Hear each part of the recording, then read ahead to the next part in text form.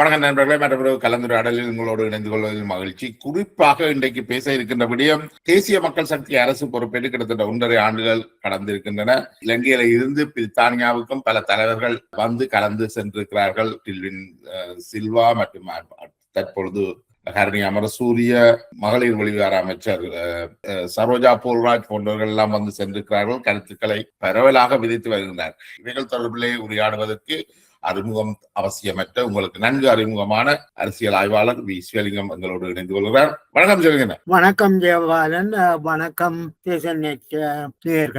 இதுல என்னென்றால், இப்ப இலங்கையில இருக்கிற தமிழ் தரப்புல பார்த்தோம் என்றால் ஈழ மக்கள் ஜனநாயக கட்சி, ஜனநாயக தமிழ் தேசிய கூட்டணி என்று இந்த கட்சிகளின் பேர்ல ஜனநாயகம் இருக்கே ஒழிய கட்சிக்குள்ள ஜனநாயகம் இல்லை. அதையும் கடந்து நாங்கள் இந்த தமிழ் காங்கிரஸ், தமிழரசு கட்சி என்று போனா அது கட்சியின் பேர்லயே ஜனநாயகம் இல்லை.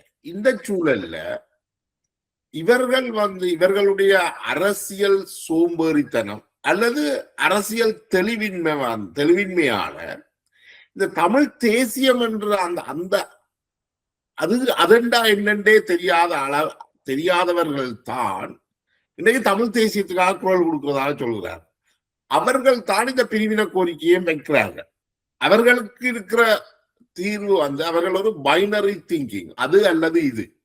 எங்களுக்கு தமிழத்தை தாங்க, மிச்சம் எல்லாம் நாங்க சூட் அவுட் பண்ணுவோம். அப்ப தமிழீழத்தை நாங்க 30 வருஷமா சண்டை பிடிச்சு மடிக்கலாம போட்டோம் என்ற அந்த சிந்தனை கூட இருக்கிற மாதிரி தெரியல. அப்ப இதுல அரசும் சரி, தமிழ் மக்கள் இணைய தமிழ் அமைப்புகளும் என்ன அணுகிறது. இதுல என்னன்னா, நாங்கள் வெறுமனைய தமிழ் கட்சிகளை மட்டும் குறை கூறி பிரியோஜனம் இல்லை. ஏனென்றால் நாங்கள் ஏற்கனவே பார்த்திருக்கிறோம், தமிழ் மக்கள் மத்தியிலே ஒரு உளவியல் பிரச்சனை இருக்குது. அதாவது கடந்த 75 வருடங்களாக மானம், மரியாதை, துரோகம் இது எல்லாத்தோடையும் சேர்த்துதான் அரசியல் வருது. நீங்கள் தமிழ் கட்சிக்கு வாக்களிக்காட்டி துரோகியா இருந்தோம், சிங்கள அரசியல் கட்சிகளோட போனா துரோகி என்று சொன்னோம். இந்த மாதிரி ஒரு உளவியலுக்குள்ள தமிழ் அரசியல் வந்ததால ஒரு நியாயமான தீர்வை நோக்கி போறதுக்கான வாய்ப்புகள் இல்லை. இதுதான் கட்சிகளின் நிலவரமும். தங்களுக்கு வாக்கு இல்லாமல் போகும். அதாவது நீங்கள் எங்களுக்கு பிரிவினை வேண்டாம் என்று ஒரு கட்சி சொல்லுமே ஆயிருந்தால் அவர்கள் அந்த கட்சியை நிராகரிக்கணும். ஒரு கட்சி சொல்லுது மத்தியிலே அதிகாரங்கள் குவிச்சிருக்க கூடாது, மாநிலங்களுக்கு அது பயிரிக்கப்பட வேணும். அப்படி ஒரு தமிழ் கட்சி வச்சால் நீங்கள் அதை நிராகரிக்கிறீர்கள். அப்ப இது எங்கே வருதுன்னா, ஒரு கூட்டு உளவியல் பிரச்சனை ஒன்று இருக்கு. இது தொடர்பாக ஆழமாக ஏன் தமிழ் மக்கள் இந்த பிரிவினைக்கு கோரிக்கைக்கு வெளியில வராமல் கஷ்டப்படினும், இதுக்கான இன்றைக்கு அதுக்கான வாய்ப்பு வந்திருக்கு. அதுதான் நான் சொல்ல முற்படுறேன். அதாவது தமிழ் மக்கள் இந்த பிரிவினை கோரிக்கையை கைவிடாத வரைக்கும் இலங்கையில இந்த இனப்பிரச்சனைக்கான ஒரு தீர்வு வர்றதுக்கான வாய்ப்பு இல்லையா? நிச்சயமாக இல்லை. ஏனெனில் சிங்கள மக்கள் அதுக்கு எதிராக போயினும், முஸ்லிம் மக்கள் அதுக்கு எதிராக போயினும், மலைய மக்கள் அதுக்கு எதிராக போயினும். அப்ப யார் இதுக்கு எதிராக நிற்கிறோம் என்றால், இலங்கையில இருக்கிற மிக குறைஞ்ச தொகையினராகிய வடக்கு கிழக்கில இருக்கிற தமிழ் மக்கள் தான் இதுக்கு எதிராக இருக்கிறோம். அதிலேயும் நாங்கள் உண்மையிலே தமிழ் மக்கள் பிரிவினைக்காக நிற்கிறார்கள் என்று நாங்க இப்ப சொல்றது சரியா? ஏனென்றா இப்ப கடைசியாக நடந்த தேர்தல் எடுத்தா கூட இந்த பிரிவினை கோரிக்கையை வைக்கக்கூடியவர்கள் சார்ந்து மக்கள் வாக்களிக்கல. பெரும்பான்மையான தமிழ் மக்கள் பிரிவினை கோரிக்கையை சார்ந்து வாக்களிக்கல. அதாவது இந்த 2024 ஆண்டில் நடைபெற்ற தேர்தல் ஒரு வரலாற்று முக்கியத்துவம் வாய்ந்த தேர்தல். அதாவது தேசிய இன பிரச்சனைக்கான தீர்வு எதையும் வையாத ஒரு கட்சிக்கு தமிழ் மக்கள் பெருமளவில் வாக்களிச்சிருக்கிறது. இதை நாங்கள் எப்படி பார்க்கணும்னா, தமிழ் மக்கள் பிரிவினையை இனி ஒருபோதும் ஆதரிக்க போறதில்லை. அவர்கள் என்ன பார்க்கிறார்கள்னா, தேசிய இன பிரச்சனையை சாதகமான விதத்தில பார்க்கக்கூடிய ஒரு அரசாங்கம் இன்றைக்கு தோற்றம் பெற்றிருக்கு. அந்த அடிப்படையில தான் அவர்கள் அதுக்கு அந்த வாய்ப்பை கொடுக்கணும். தேசிய இன பிரச்சனையை தீர்ப்பதற்கான வாய்ப்பை இந்த அரசாங்கத்தில கொடுக்கணும். ஆனா இந்த அரசாங்கம் தேசிய இன பிரச்சனையை தீர்ப்பதற்கான அந்த பலத்தை இன்னும் காணா. ஏனென்றா வெறுமனிய தமிழ் மக்களுடைய ஆதரவை வச்சுக்கொண்டு அது தேசிய இன பிரச்சனையை அணுக முடியாது. சிங்கள மக்கள் மத்தியிலையும் காத்திரமான மாற்றத்தை கொண்டு வர வேணும். அதுக்கான மாற்றத்தில தான் இனவாத சக்திகளுக்கு எதிராக, ஊழல்வாதிகளுக்கு எதிராக, ஜனநாயக விரோத சக்திகளுக்கு எதிராக அரசாங்கம் படிப்படியாக நடவடிக்கை எடுத்துக்கொண்டு வருது. அது ஒரு தேசிய நல்லெண்ணத்தை படிப்படியாக உருவாக்கி கொண்டு வருது. 1.5 வருஷத்தில இவ்வளவு பாரிய மாற்றம் வரும் என்றால் நாங்கள் இந்த நிலைமையில மேலும் மேலும் தள்ள வேணும். அதுதான் மக்களினதும் ஊடகங்களதும் கடமையாக இருக்க முடியும். இப்ப இந்த அரசாங்கம் இந்த பிரச்சனைய ஒரு நீண்ட கால அடிப்படையில தான் இந்த பிரச்சனையை அணுகுது. அந்த நீண்ட கால அடிப்படையில, இந்த நீண்ட கால போக்குல இந்த அரசு இருக்கக்கூடாது, இந்த அரசை எப்படியாவது அப்புறப்படுத்தணும் என்ற அடிப்படையில தான் 2 பக்கத்துல இருக்கிற இனவாத சக்திகளும் செயற்படுகின்றன. அப்ப தமிழ் மக்களை பொறுத்த வரைக்கும் தமிழ் கட்சிகள், குறிப்பாக தேசிய கட்சிகள், அதை என்ன செய்ய பார்க்கிறோம்னா அரசாங்கத்துக்கு இருக்க வேண்டிய அந்த நீண்ட கால தேவைய ஒரு இன்ஸ்டன்ட் நூடுல்ஸா நீங்கள் இப்பவே எங்களுக்கு தமிழ்ல தாங்கோ, இப்பவே எங்களுக்கு அதிகாரங்கள்ல தாங்கோ, அல்லது இப்பவே எங்களுடைய ஆள்ற உரிமையை தாங்கோ, அவன் ஒரு இன்ஸ்டன்ட் நூடுல்ஸா கேட்கிறதன் மூலம் இந்த அரசு தமிழர்களுக்கு எதிரானது என்று நிறுவ பார்க்க இத அரசு புரிஞ்சு கொள்ளுதல் கேட்கிறீங்களா? இது நீங்கள் இப்ப குறிப்பிட்ட கருத்து தான் தமிழ் அரசியலின் இன்றைய நிலைப்பாடா இருக்குது. அதாவது கடந்த 75 ஆண்டுகளாக ஒரு புரியோடி போயிருக்கிற ஒரு புண்ணை 1.5 வருஷத்துல தீர்த்து விட வேணும்ன்ற மாதிரி சொல்லுவினோம். ஏனென்றால் கடந்த 75 ஆண்டுகளாக சிங்கள மக்களுக்கும் தமிழ் மக்களுக்கும் இடையில இணக்கம் இல்லாமல் நாங்கள் சேர்ந்து வாழ மாட்டோம் என்று சொல்லி கொண்டிருந்த அரசியல் இது வெறுமனைய மக்களை ஏமாற்றின அரசியலே தவிர அதிகார வர்க்கம் எல்லாம் ஒன்றாத்தான் வேலை செய்திருக்கு. தமிழ் அரசியல்வாதிகள் தங்களுக்கு தேவையானது எல்லாத்தையும் சிங்கள அரசியல்வாதிகள்கிட்ட பெற்றிருக்கணும். அவையின் நலன்கள் அவைகளால் தான் பாதுகாக்கப்பட்டிருக்கு.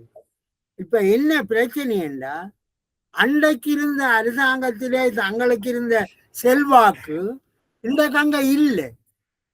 அதாவது இந்த அரசாங்கத்திட்ட போய் காசு கொடுத்தும் வாங்க இயலாது, எங்கட வாக்கத்தாரோம் என்று சொல்லியும் மக்களை அவைகளையும் மாற்ற இயலாது. இப்போ ஒன்றும் இந்த அரசாங்கத்திட்ட வாங்க இயலாது. அவ இவ பார்த்தினும் இது எங்களுக்கு எங்க தேவைக்கு இது உதவாது. அப்ப அதிகாரத்துல இருக்கிறவற்ற தேவையத்தான் அவ பார்க்கணுமே தவிர சாமானிய மக்களின் வாழ்க்கை தரம் உயர்த்துவதற்கு இவர்களுக்கு இந்த ஆர்வமும் இல்லை. இந்த அரசாங்கம் இதுவரை காலம் இல்லாத அளவில் வடக்கு கிழக்கு மாகாணங்களின் அபிவிருத்திக்கு பெருமளவு நிதியை ஒதுக்கி இருக்கு. அதாவது 1.5 வருஷ காலத்துல பெருமளவு நிதியை அபிவிருத்திக்கு ஒதுக்கி இருக்கு.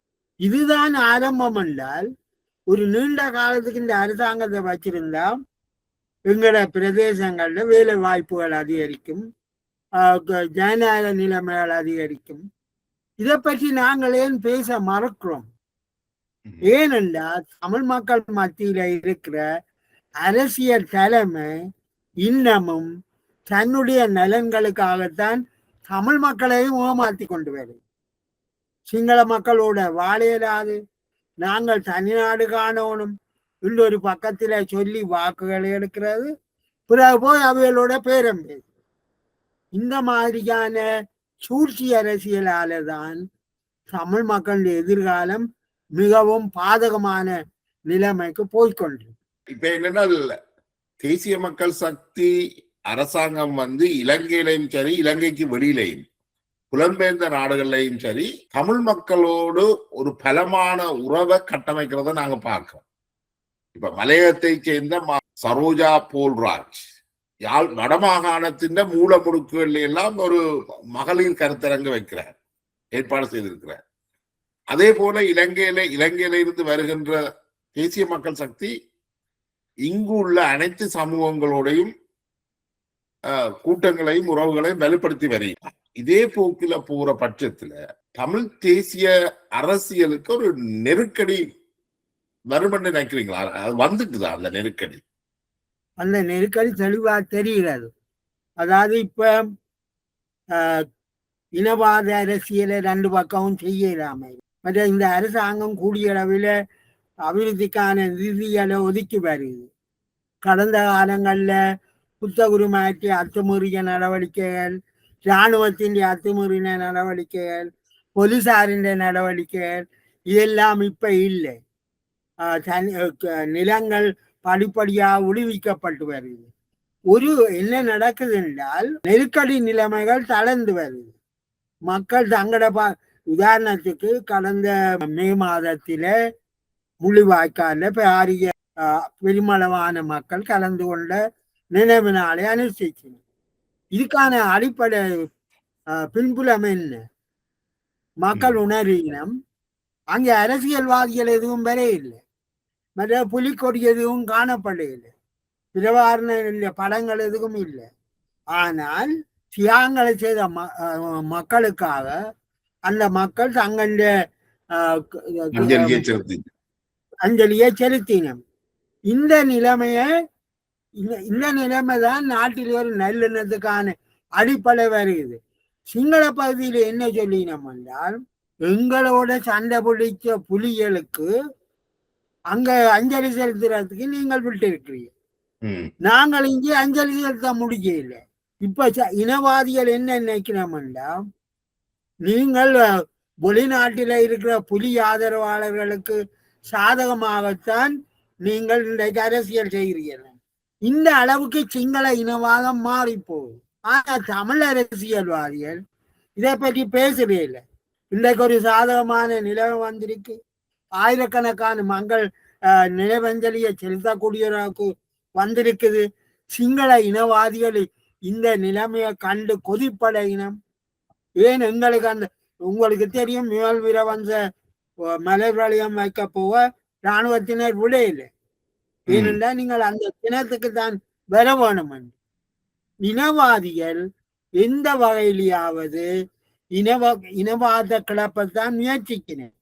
இனவாதிகளா இருக்கிற தமிழ் அரசியல்வாதிகளும் நயிற்சியிலையும் வெவ்வேறு இடங்கள்லையும் போய் அவியலும் இனவாதத்தை எழுப்பி இனவாதிகளுக்கு ஆதரவாக செயற்படுகிறமே தவிர இவர்கள் படிப்படியாக தமிழ் மக்களால நிராகரிக்கப்பட போகிறார்.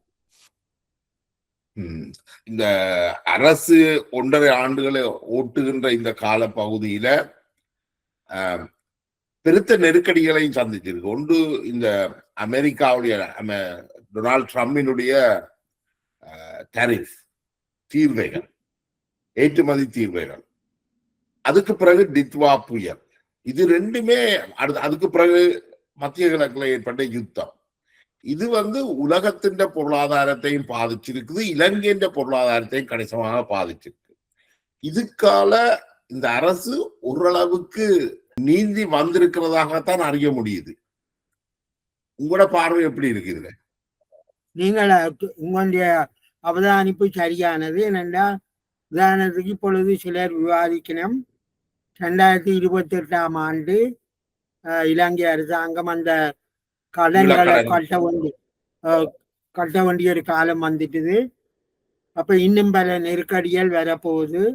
எதிர்கட்சிகளும் இப்ப சொல்ல தொடங்கி இருக்குது, எரிபொருள் விலையால சகல போக்குவரத்து விலையும் அதிகரிச்சிருக்கு, பணவீக்கம் வரப்போகுது, இப்படி எல்லாம் சொல்லியிருந்தோம். அரசாங்கம் என்ன சொல்லுதுண்டா, நாங்கள் 2028ஆம் ஆண்டுக்கு முதலே நாங்கள் கடன்களை ஓரளவுக்கு இப்பொழுது கட்டிட்டோம். நாங்கள் 28ஆம் ஆண்டு வரைக்குள்ள அந்த கடன்களை கட்டுறது பெருந்தொகையாக எங்களுக்கு இருக்காது. ஆனால் நாட்டு மக்கள் இதுகளை கவனத்தில் கொண்டு உங்களுடைய செலவுகளை குறைச்சி கட்டுப்பாடாக இருங்கோ. ஏனென்றால் இந்தியாவிலையும் பெரிய அரசியல் நெருக்கடிகள் வந்திருக்கு. இந்த நாடுகள் தான் இலங்கைக்கு கடன் உதவி செய்த நாடுகள். ஆனபடியா இலங்கை மக்களுக்கு அது சொல்லுது, நீங்கள் உள்நாட்டு உற்பத்தியை செய்யுங்கோ, இறக்குமதியில நம்பிடாதீங்கோ, உங்களுடைய வருமானங்களை அதிகரிக்கிறதுக்கான முயற்சிகளை எடுங்கோண்டு. நீங்கள் சொல்றது போல இந்த அரசாங்கம் மிகவும் கவனமாகத்தான் வருமானங்கள், அதாவது நாட்டின் பொருளாதாரத்தை முகாமைத்துவம் செய்து வருகிறதால் தான் நானும் அவதானிக்கிறேன். ஆனால் நீங்கள் குறிப்பிட்டவாறு உலக நாடுகள் பல இந்த எண்ணெய் எரிபொருள் விலையால பாரிய நெருக்கடிக்குள்ள வந்திருக்கு. இறக்குமதி பொருட்களின் விலை அதிகரிக்கக்கூடும். இலங்கையிலையும் இறக்குமதியில தங்கி இருக்கிற நாடுன்றபடியா பொருட்களின் விலை அதிகரிக்கக்கூடும். இதனால பணவீக்கம் அதிகரிக்கக்கூடும். மக்களுடைய வாழ்க்கை தரம் குறையக்கூடும். இதெல்லாம் இலங்கைக்கு மட்டும் உரியதான பிரச்சனை அல்ல. ஆனால் அரசாங்கம் ஊழல் விடயங்களை இல்லாமல் செய்து மக்களின் வாழ்க்கை தரத்துல பாதிப்பு இல்லாமல் சமாளிக்க வேண்டியது இந்த அரசாங்கத்தின் கடமை.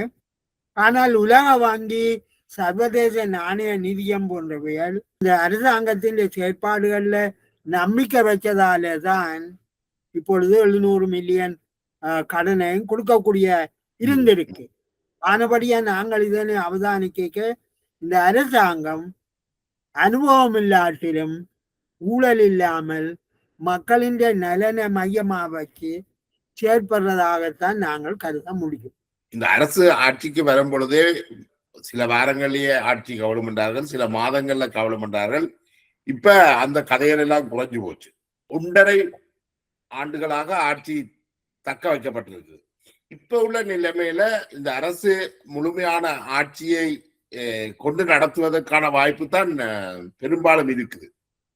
அடுத்த ஆட்சி அதிகாரத்தையும் இவர்களால கைப்பற்றுவதற்கான வாய்ப்பு இருக்கா இப்ப இல்ல சூழல்? நாங்கள் இதை எப்படி பார்க்கலாம் என்றால், இப்பொழுது எதிர்கட்சிகள் எப்படி இருக்கின்றன நாங்கள் அதை பார்க்கணும். எதிர்கட்சிகளுக்கு மேல மக்களுக்கு நம்பிக்கை இல்லை. உங்களுக்கு தெரியும், ரணில் விக்ரமசிங்க ஜனாதிபதி பதவியில இருந்து போன பிறகு அவர் மற்ற எதிர்கட்சிகள் எல்லாத்தையும் கூப்பிட்டு வச்சு சொன்னார், இந்த அரசாங்கங்கள் நாளைக்கு நின்று பிடிக்க போற இல்லை, நாங்கள் 1000 கூட்டம் நாடு முழுவதும் வைக்கணும்.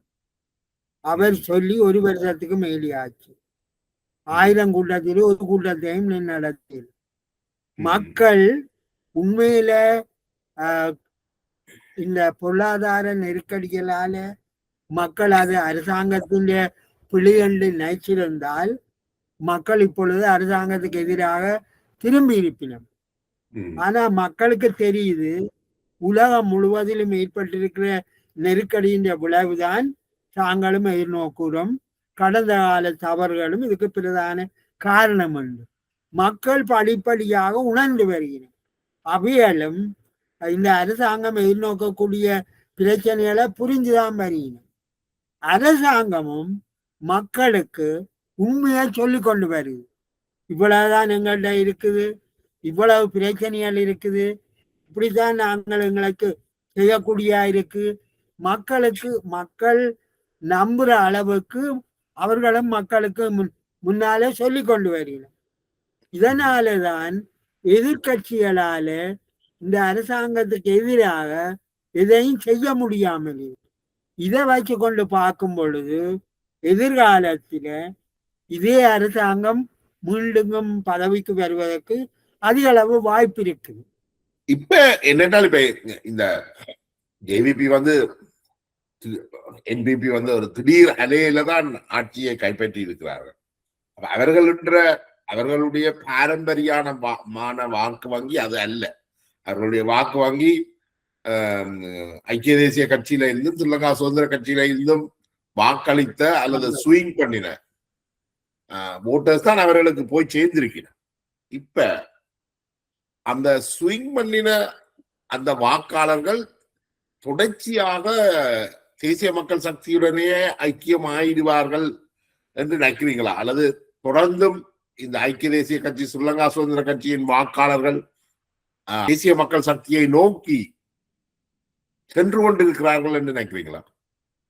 இது ஒரு மிக ஆழமான கேள்வி. என்னன்னா, இலங்கையில 2024 ஆண்டு நீங்கள் சொன்ன மாதிரி ஐக்கிய தேசிய கட்சியில இருந்தும் ஸ்ரீலங்கா சுதந்திர கட்சியில இருந்தும் தமிழரசு கட்சியில இருந்தும் வாக்காளர்கள் வெளியில வந்து ரெண்டு பிரச்சனையும் நாங்க பார்க்கணும். எப்படி வெளியில வந்தவன்? நாங்கள் ஒரு காலத்துல நினைச்சினாங்கள் தமிழரசு கட்சியின் பேரில ஒரு புல்லை வைச்சாலும் மக்கள் வாக்களிப்பாங்க. அந்த நிலைமை சிங்கள பகுதியிலும் இல்லை. இப்பொழுது ஐக்கிய தேசிய கட்சியின் பாரம்பரிய கட்சி பிரதேசங்கள் இப்ப இல்லை. ஏனென்னா அந்த வாக்காளர்கள் மிதக்கும் வாக்காளர்களாக மாறிவிட்டார்.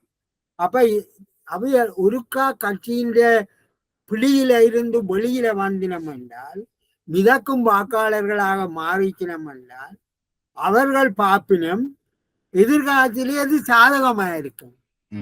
அவர்கள் தங்களுடைய பழைய கட்சிக்கு போவாக்கும் முதல் இந்த கட்சிக்கு வாய்ப்பு இருக்கா, மக்களுடைய மனநிலை எப்படி இருக்குன்னு பார்க்கல. இந்த மிதக்கும் வாக்காளர்கள் ஓரளவுக்கு இப்ப நீங்கள் பார்த்தால் இந்த அரசாங்கம் 42% வாக்குகளை வச்சுதான் பதவிக்கு வந்திருக்கு. ஜனாதிபதியும் அப்படிதான் வந்திருக்கிறார். அப்ப அவையில சிங்கள மற்ற கட்சிகள் சொல்லலாம் தங்களுக்குள்ள பிளவு வந்ததால இவர்கள் வந்தார்கள். ஆனால் 42% மக்கள் ஒரு கட்சிக்கு வாக்களிச்சிருக்கிறேன் தானே. அது மட்டுமல்ல, 159 பாராளுமன்ற உறுப்பினர்களையும் அவர்களான தேர்தல் செய்திருக்கிறார்கள்.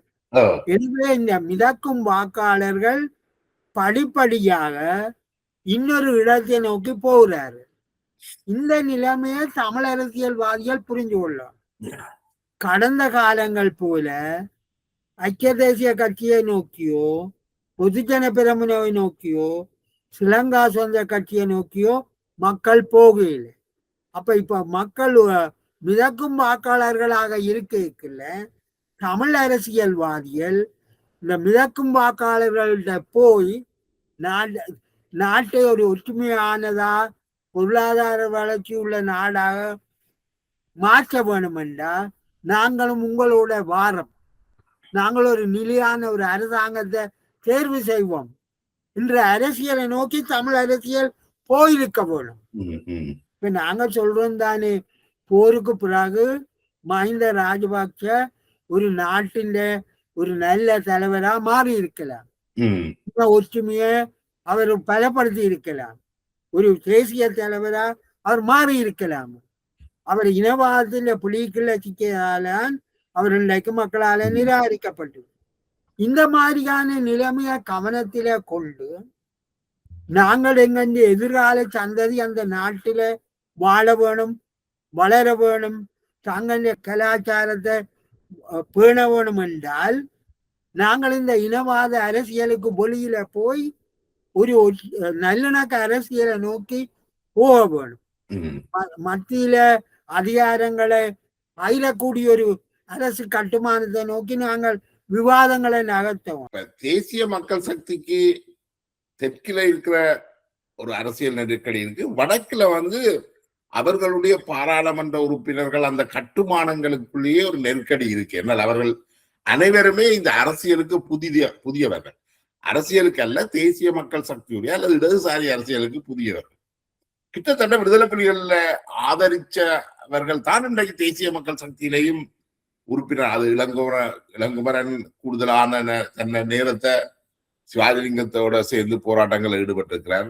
பிரபாகரனுடைய தாயாருடைய மரண கிரியைகள் எல்லாத்தையும் முன்னின்று நடத்தி அதுகளில் ஈடுபட்டிருக்கிறார். அப்படி ஒவ்வொரு பாராளுமன்ற உறுப்பினர்களும் ஏதோ ஒரு வகையில விடுதலை புலிகள் சார்ந்தும் இருந்திருக்கிறார்கள். அப்ப இவர்களுக்கு இந்த தேசிய அரசியலையும் அவர்களால் புரிஞ்சு கொள்ள முடியுமா எனக்கு தெரியல. அதை கைவிட்டுத்தான் இதுக்கு வர்றார்களா?